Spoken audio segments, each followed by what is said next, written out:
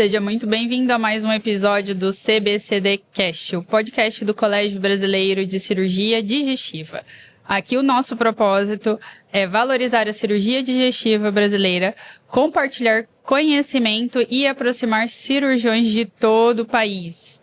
Eu sou a doutora Michele Daltro, titular especialista do CBCD. Estou aqui com o Dr. Osimo.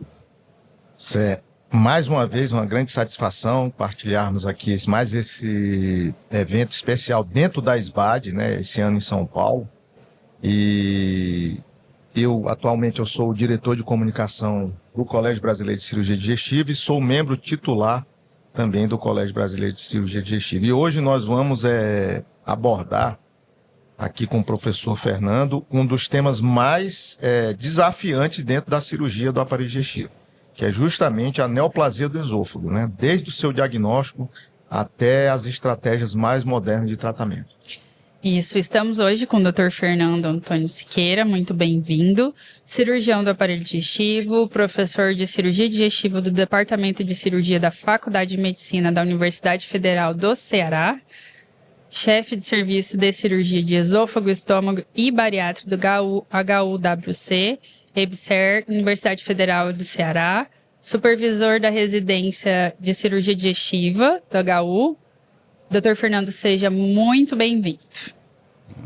Ok, obrigado. Boa tarde a todos, né? É um prazer estar aqui participando desse projeto. Acho que dessa iniciativa pioneira do CBCD de promover e divulgar conhecimento sobre as doenças do aparelho digestivo, né? Sempre muito interessante isso.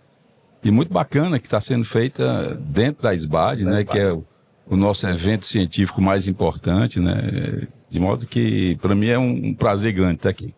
E agradeço ao CBCD pelo convite. Neoplasia de esôfago é uma coisa bem difícil de tratar, né? Principalmente, né? Aqui no Brasil, que a gente demora, que até a gente já conversou sobre o câncer de estômago também, né? Que desse difícil acesso da endoscopia, às vezes, paciente principalmente do SUS, né?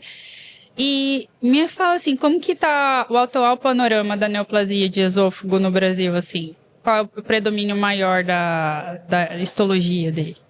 Muito bem, a neoplasia de esôfago hoje, acredito que seja a quinta ou sexta neoplasia maligna mais frequente, né, no Brasil. Ela incide aí aproximadamente, em média, de 5 a 6 casos a cada 100 mil habitantes. E nós temos dois tipos mais frequentes, né, que é o carcinoma espinocelular e o adenocarcinoma, que eles incidem aproximadamente em 50%, cada um deles, a depender da região e tudo, né? O grande desafio quando a gente pega as afecções do esôfago, né, Fernando, é que é um órgão que ele é um pouco banalizado dentro do trato gastrointestinal, né? E o sintoma que chama mais atenção das afecções esofágicas é justamente a disfagia. Mas existe algum outro sinal, alguma outra coisa clínica que você gostaria de chamar a atenção para os nossos colegas cirurgiões gerais, os outros colegas cirurgiões do aparelho digestivo, ou então os nossos amigos gastroenterologistas, chamar a atenção e dizer, olha, esse paciente aqui você tem que pensar em uma neoplasia de esôfago? Eu gosto de dizer que o esôfago é um órgão que é tímido, fala pouco. Mas quando ele fala em alto e bom tom e compreensível. A disfagia é um sintoma, por isso que a disfagia é considerada um sinal de alerta para a neoplasia maligna, né? São 3 sinais de alerta dentro do aparelho digestivo: sangramento, perda de peso e disfagia. Então, o sintoma mesmo é a disfagia, que chama a atenção. O grande problema é que a gente sabe que o esôfago é uma víscera oca, é um órgão complacente, ele se dilata bastante. E a gente sabe que o paciente só vai ter disfagia quando cerca de 2/3 da luz está obstruída. E por isso que a maioria das vezes a gente diagnostica tardiamente esses pacientes com a doença mais avançada. Os países desenvolvidos que têm programas de detecção precoce dessa doença, eles fazem endoscopias de rotina em grupos selecionados, considerados de risco para o desenvolvimento da doença e tudo. Mas o sintoma clássico mesmo é a disfagia, né? Dentro desses grupos de risco, que são os fatores de risco assim que a gente poderia elencar pelo menos os 3 mais importantes? A gente pode falar da obesidade, né, que está relacionada diretamente com o refluxo também, que é outra disfagia, somente na presença do esôfago de Barrett. Né, o tabagismo também é outra condição. E algumas condições chamadas de predisponentes, né, como a própria calásia, que é uma outra doença, um distúrbio motor do esôfago, né? O esôfago de Barrett, como eu já falei, que é uma condição que aumenta o risco, a incidência. Né? Então, são fatores de risco muito importantes que devem ser levados para uma investigação precoce. E também é dietético também, né? Alguns alimentos, principalmente alimentos ricos em conservantes, em uma substância que a gente chama os nitratos, né, e seus derivados, isso são substâncias consideradas carcinogênicas para o câncer de esôfago. Falando em estadiamento, né? Fiz uma endoscopia, tive o diagnóstico. Quais são os exames complementares que a gente tem que fazer para o estadiamento que a gente não pode esquecer? Sim. Eu digo assim que, uma vez diagnosticou qualquer neoplasia, qualquer tumor, seja em qualquer local, o estadiamento é o passo seguinte, que significa você estudar o paciente sobre todos os aspectos para saber como se encontra essa doença. Então, a gente sabe, assim, raciocinando, então, que um paciente com uma neoplasia maligna do esôfago, para fazer o estadiamento, a gente tem que ter informações a respeito do local, de como está esse tumor no próprio esôfago e com as estruturas vizinhas, e a distância, que são os órgãos que ele dão metade dessa distância. Né, que a gente sabe que os locais mais comuns é fígado e pulmão. Então, a gente considera como padrão ouro para o estadiamento, né, primeiro um exame clínico cuidadoso, que o paciente seja examinado adequadamente, a sua região cervical, que são locais onde aparecem linfonodos, né? Uma ausculta torácica adequada para ver se não tem derrame pleural, um exame abdominal bem adequado, até um toque retal nos esôfagos, nas neoplasias de esôfago distal. E depois os exames complementares, né? Que vai desde a endoscopia, exames contrastados, a ultrassonografia endoscópica, que é muito importante, principalmente nas pequenas lesões, porque vai estabelecer um grau de profundidade, né? A tomografia computadorizada, né, com contraste, tanto de tórax como de abdômen, que vai ver bem aí pleura, vai ver pulmão, vai ver linfonodos, tanto do mediastino como abdominal. Então, seriam esses exames, né? Do ponto de vista prático, uma endoscopia, uma ecoendoscopia, uma tomografia de tórax e abdômen, e mais recentemente, todos os guidelines que preconizam o estadiamento, a tomografia com emissão de hipósito, né, que é o PET-TC, né? Interessante, né, que a neoplasia de esôfago ela tem um comportamento biológico que ela faz o que se chama metástase salteada nos linfonodos, não é isso? Ela não segue uma drenagem ali como se fosse de um linfonodo sentinela. Sim. Dentro desses exames, tem um específico para avaliar isso? O que, em outras palavras, às vezes o paciente ele tem um tumor do terço distal, mas ele pode ter linfonodo positivo no terço proximal, não é isso? Mas assim, a disseminação linfática, linfonodal, ela se dá mais comumente para os linfonodos que guardam relação com a localização do tumor. Por exemplo, se é um tumor do esôfago distal, a gente vai ter mais linfonodos com possibilidade de estarem comprometidos, tanto na região abdominal como no mediastino inferior.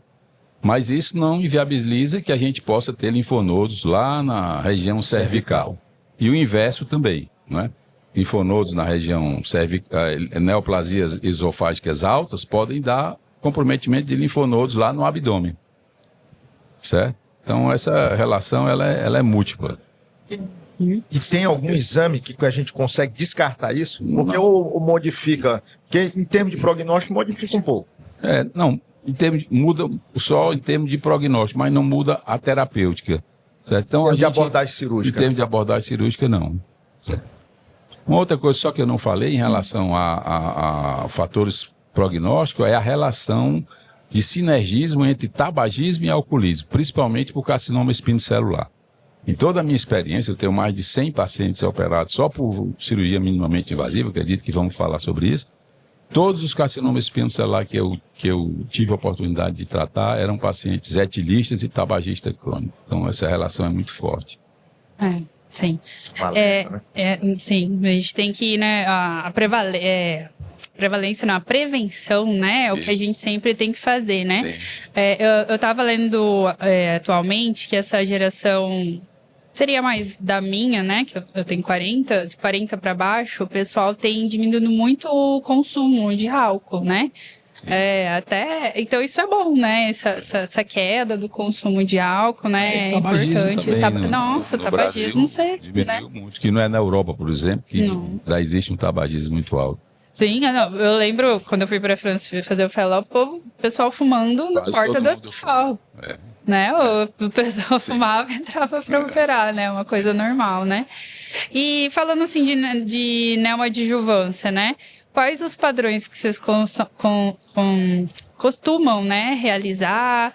Se a neoadjuvância tem que ser feita tanto para adenocarcinoma como para espinocelular, ou tem alguma indicação de cirurgia direto? Acho que é importante a gente falar sobre as formas de tratamento, né? Porque o estadiamento é exatamente para situar como é que está aquele tipo de tumor. Então, para os tumores precoces, ou seja, aqueles tumores considerados que estão restritos à mucosa, né, e submucosa, que não invade a camada muscular própria do esôfago, a indicação é de ou ressecção endoscópica, que é um tratamento bem menos mórbido, né, com muitas vantagens, ou então, se não tivermos endoscopista, ou se a lesão for mais larga e grande, que não permita esse tipo de ressecção, fazer a cirurgia upfront, como a gente chama, direto, sem neoadjuvância.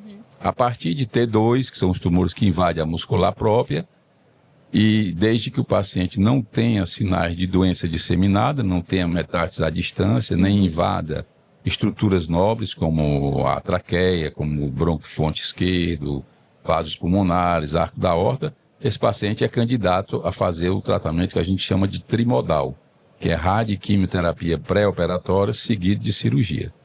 O protocolo clássico, mais utilizado no mundo todo, é o chamado protocolo CROSS, né, que utiliza duas drogas, né, a carbaplatina e o plactaxel, que são um protocolo bem eficaz, e uma radioterapia mais leve em relação às radioterapias que nós fazíamos no passado. Convencionais. Em geral, se fazia 56 grays, hoje, no protocolo CROSS, faz 41. Então, esse é o protocolo clássico que a gente faz para os tumores, principalmente o carcinoma espinocelular. Esse tratamento ele dura aí mais ou menos 2 meses, depois a gente aguarda mais uns 2 meses o término da última radioterapia e o paciente é submetido, então, à esofagectomia. Tanto pode ser aberta, como pode ser minimamente invasiva, que hoje é a via de acesso preferida, porque tem menos morbidade, mais conforto para o paciente. Tudo. Esofagectomia total, né? Esofagectomia total. Se for tumor de junção esôfago-gástrica, o trabalho original do protocolo CROSS, ele inclui tanto o carcinoma espinocelular como o adenocarcinoma. Mas hoje existe uma tendência a se fazer o FLOT, que é outro programa de quimioterapia isolada, sem radioterapia, como neoadjuvância. O grande problema é que no SUS a gente não tem acesso ao FLOT, por exemplo, para fazer no SUS, porque o SUS não paga esse tratamento, ele paga o CROSS. Então a gente, no Hospital das Clínicas, por exemplo, a gente, tanto para adenocarcinoma como para carcinoma espinocelular, mantém o protocolo CROSS como neoadjuvância. Existe uma diferença de prognóstico, se nós pegarmos assim, um tipo específico histológico entre espinocelular e adenocarcinoma, uma diferença de prognóstico que a gente pode dizer que uns tem um comportamento biológico melhor ou não? O adenocarcinoma tende a ser um pouco mais agressivo, né? O trabalho original do CROSS, eles mostraram que essa modalidade de tratamento, a neoadjuvância seguido da cirurgia, e isso para tumores avançados, ou seja, acima de T2, né? Eles tiveram uma média de sobrevida em 5 anos de 35%. Sendo que para os carcinomas espinocelular, e eu acho que isso responde um pouco a sua pergunta, era em torno de 49% de sobrevida em 5 anos, e quando vai olhar os adenocarcinoma, isso baixa para 28% por aí de sobrevida em 5 anos. Então, assim a gente pode presumir... Porque isso é importante, né? Porque que o adenocarcinoma é mais um pouco mais agressivo. O adenocarcinoma é o que mais tem crescido a incidência, não é isso? Que tem mais em relação... 20 anos atrás, 98% das neoplasias esofágicas malignas era carcinoma espinocelular e 8% adenocarcinoma. Hoje, se você abrir os livros, textos todos que tratam o assunto, bota 50%, 50%. E isso muito provavelmente é decorrente do aumento muito grande da doença do refluxo, gasto na população e o do esôfago de Barrett, por consequência, o adenocarcinoma. A obesidade. Provavelmente a obesidade. Por isso a obesidade é um fator de risco, né?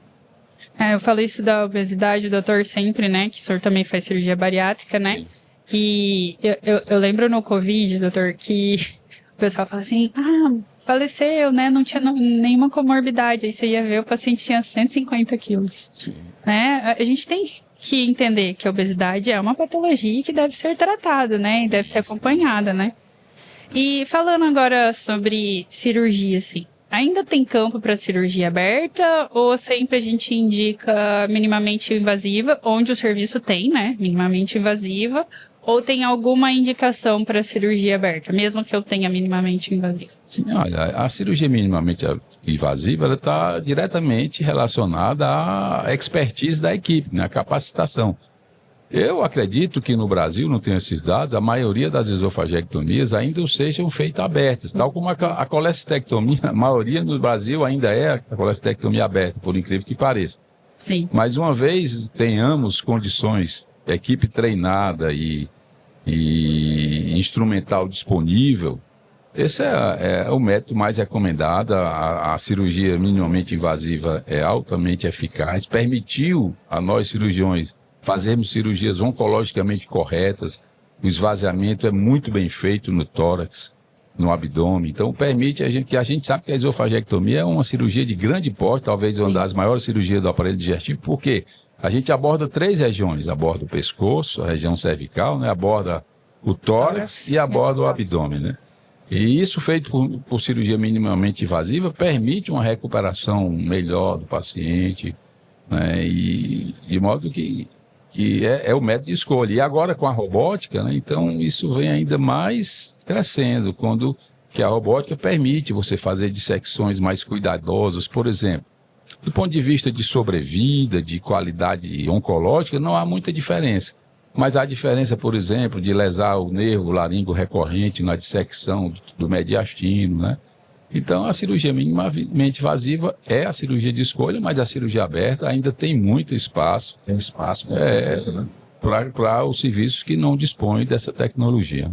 Falando do aspecto aí técnico, né? Hoje, quando falo, por exemplo, em câncer de estômago, já está bem estabelecida a linfadenectomia D2. Sim. Durante muito tempo, os trabalhos, principalmente trabalhos orientais, que avaliavam sobre linfadenectomia em 2 campos, 3 campos, linfadenectomia estendida, não é isso? Sim. Como que está hoje o papel da linfadenectomia e se, por exemplo, o paciente foi operado lá para o doutor Fernando, lá na Universidade Federal do Ceará, e a gente recebe esse paciente fazendo um acompanhamento em outro serviço, pega ali a ficha dele do histopatológico, vai olhar a quantidade de linfonodos. O que a gente considera que, por exemplo, foi uma cirurgia que foi tecnicamente adequada? Certo. A gente considera, na esofagectomia, para o tratamento do câncer, a gente tem que se preocupar com a ressecção dos linfonodos de algumas regiões. Do mediastino é uma, então, tanto do mediastino superior, como do mediastino médio, como inferior, dos linfonodos que estão na região que a gente chama de infracarinal, que é ali onde se divide a traqueia, né?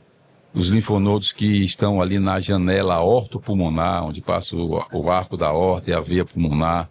São todos linfonodos que devem ser ressecados, né? Como também os linfonodos do tronco celíaco, né? Lá da gástrica esquerda, da esplênica, da hepática. Então a gente considera, mais ou menos como na neoplasia de estômago, né, que um número razoável seria de 12 a 16 linfonodos para a esofagectomia. Está adequado para fazer Em geral, na peça a gente tem 30 linfonodos, 30 e poucos linfonodos. Hoje a gente tem muita atenção com isso, porque no passado os patologistas não tinham muita atenção e deixavam passar, mas hoje a maioria dos patologistas fazem essa contagem bem adequada e a média aí é entre 20 e 30 linfonodos na peça. E falando em reconstrução, né? Quando que a gente deve usar o estômago, né? E quando que a gente deve utilizar o colo? Quando a gente retira o esôfago, né? A gente tem que reconstruir, porque Sim. foi retirado uma parte. Então, o órgão que se adapta por natureza para substituir o esôfago é o estômago, que é logo ali abaixo. A gente pode fazer um novo esôfago utilizando a grande curvatura do estômago, né? Que ela se adapta muito bem a isso. O estômago é um órgão muito bem vascularizado, ele tem 4 artérias que o nutrem, né? A gástrica direita, a gástrica esquerda, a gástrica epipólica direita e esquerda. Então, é um órgão que se adapta muito bem, é o órgão de preferência.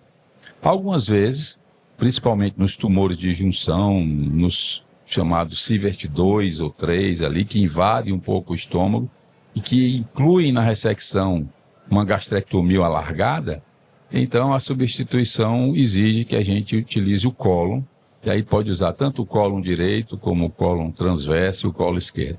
São as opções, mas eu diria que mais de 95% das esofagectomias são reconstruídas utilizando o tubo gástrico. E lembrar da abertura do pilório, né, doutor?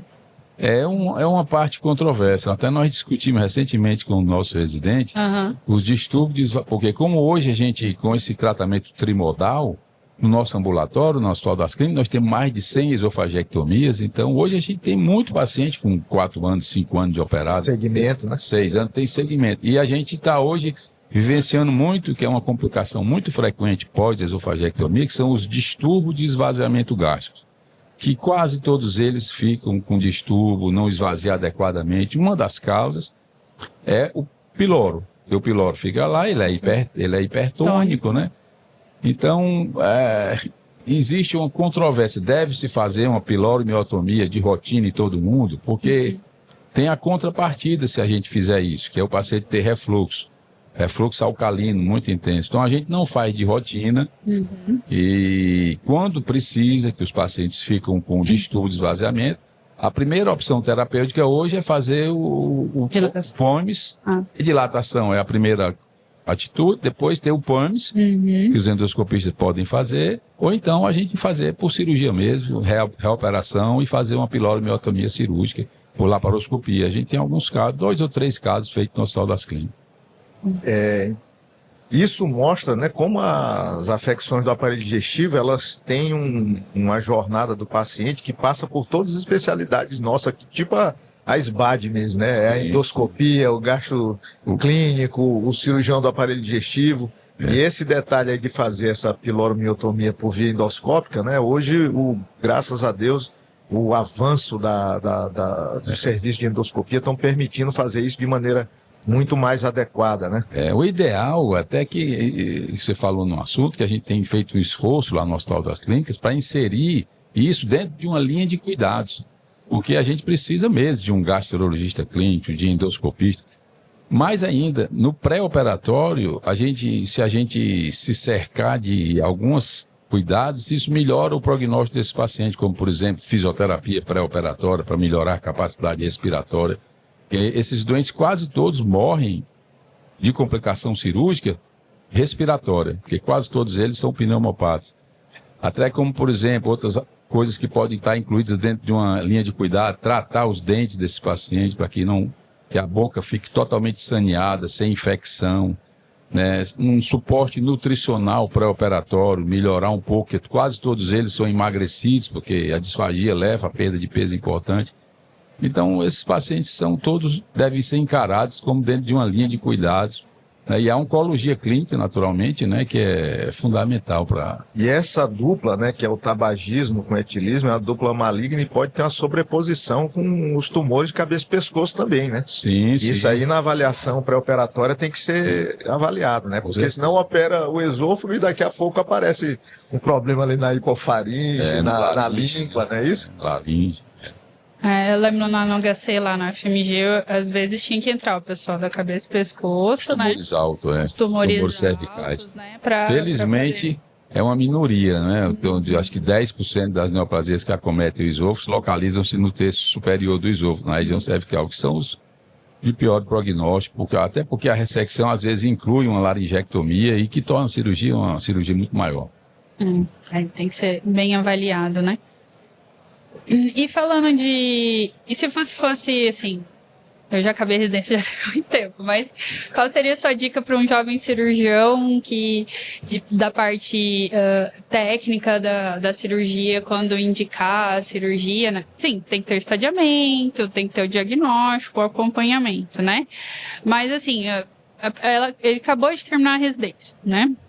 E aí quer começar a fazer a cirurgia, quer ir no esôfago, de repente foi pro interior do Mato Grosso.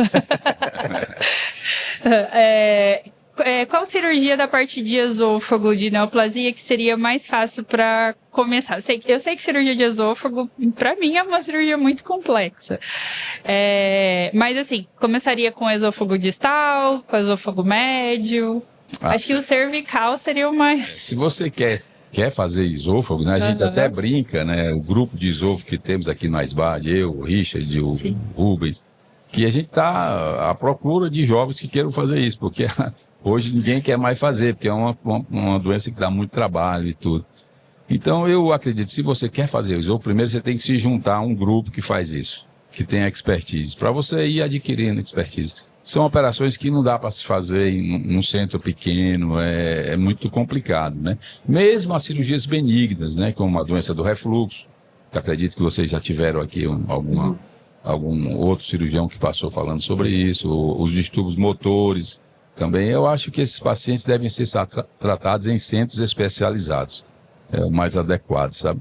Para um jovem que quer fazer isso, então o conselho é: se junte a uma equipe que tenha expertise e tenha treinamento em cirurgia minimamente invasiva, que é a melhor opção e o futuro para o tratamento dessas doenças. É importante isso que ele está falando, né, Michele? Porque recentemente nós tivemos a novas diretrizes da Sociedade Brasileira de Cirurgia Bariátrica e Metabólica.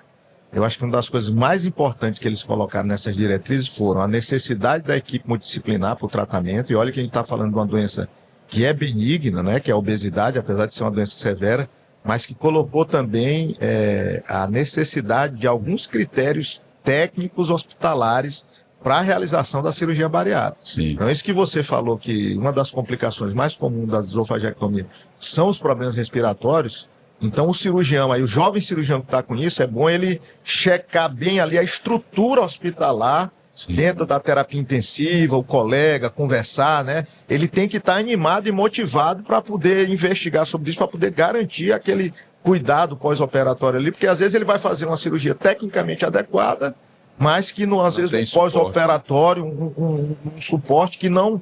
Às vezes a gente não consegue nem avaliar, que não vai ser um suporte adequado, porque tudo depende de hospital, mão de obra. Sim. Hoje a medicina está muito complexa, mas que ele saiba inserir em determinado momento, né, se aquele paciente consegue ser operado naquele lugar. Esse é um ponto essencial, não é isso aí, Fê? Você com essa experiência aí de sem esofagectomia já deve ter visto muita coisa aí que foi realmente desafiante para você.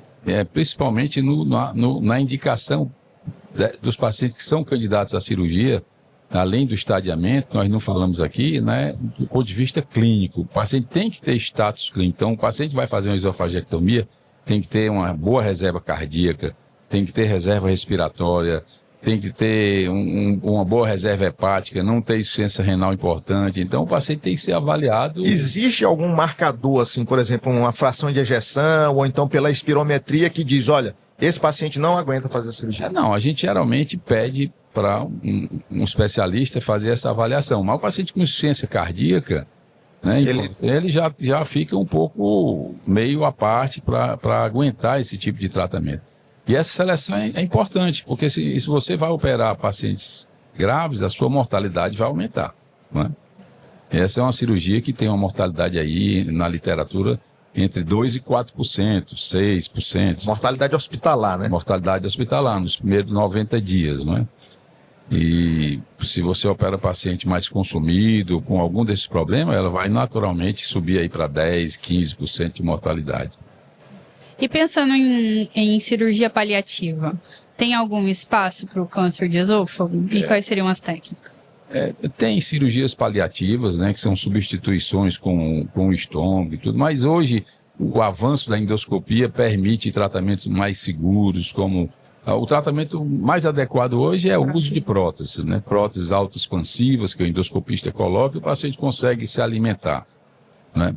Existe também a própria radioquimioterapia como tratamento isolado, né? Para os pacientes que têm já metástase hepática, doença à distância, a radioquimioterapia, se o paciente aguenta, tem um bom estado, ele pode ser submetido à radioquimioterapia. O protocolo CROSS mostrou que, por exemplo, para carcinoma espinocelular, a gente tem aí resposta patológica completa em perto de 40%, né? Mais de 40%, 45%. Então, é uma opção também como paliação à radioquimioterapia definitiva, né? Dentro da experiência do grupo de vocês estão conseguindo fazer um resgate de paciente que inicialmente é irressecável, começa um tratamento desse e vocês têm uma taxa assim que vocês estão... É uma minoria. Uma minoria. Mas aqui e acolá a gente encontra um paciente que a gente resolveu não tratar e aí ele vai para um tratamento diferente, porque a radioterapia já vai usar uma radioterapia plena.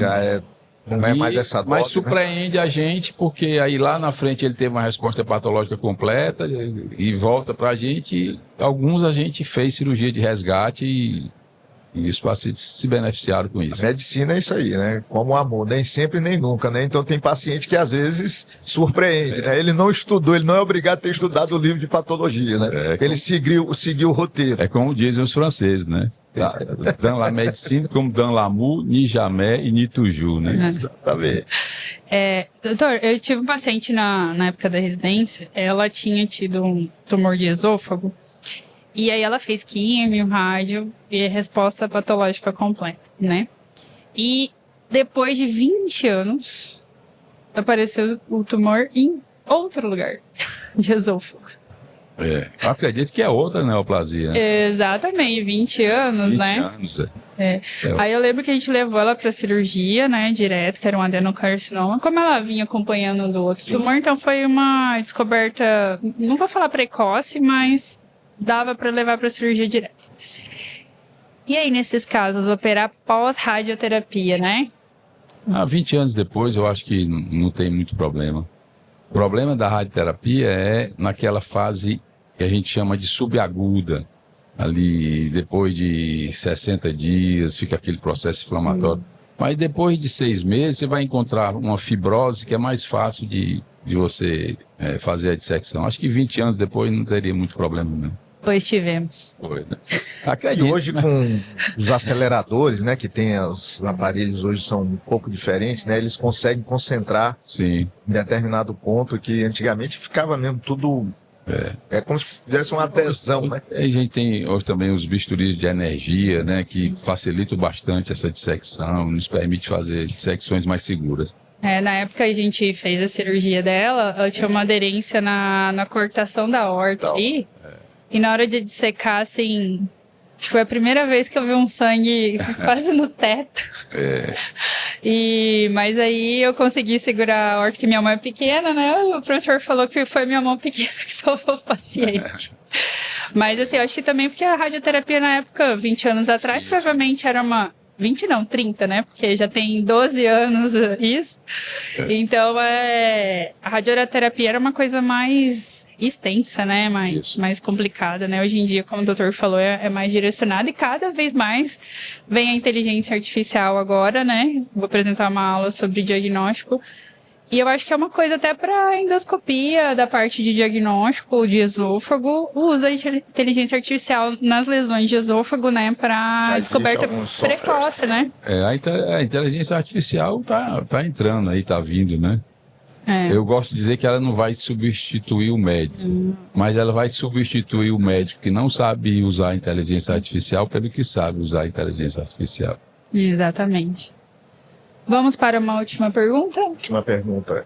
O que você gostaria?